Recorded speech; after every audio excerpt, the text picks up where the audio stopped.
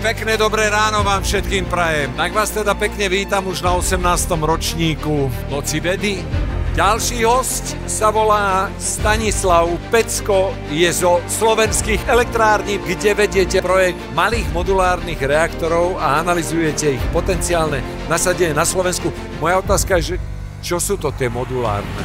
No, mať takú jadrovú elektráreň, postaviť ju, nie je nič banálne. Práve tá modularita je ten game changer, ktorý priniesie to, že tú elektráreň postavíme rýchlo a efektívne. Tie jednotlivé moduly sa už vlastne v nejakej tej fabrike svojho pôvodu postavia, overia, otestujú a na lokalite sa len pospájajú ako Lego a viete postaviť elektráreň miesto 12 rokov za 4 roky napríklad.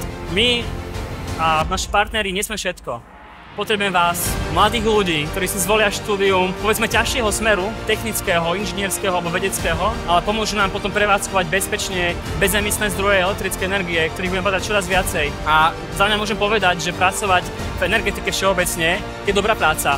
Dobre platená na slovenské pomery, nadštandardne ohodnotená, fakt ten operátor jadrovej elektrárne tak zarába 4100 eur. Takže to je možno len tak motivačne, že oplatí sa študovať, oplatí sa nasledovať možno aj vaše kroky, Určite. lebo je to perspektívne. Takže ďalšie informácie v stánku Slovenských elektrární. Ďakujem veľmi pekne. Nech sa vám darí.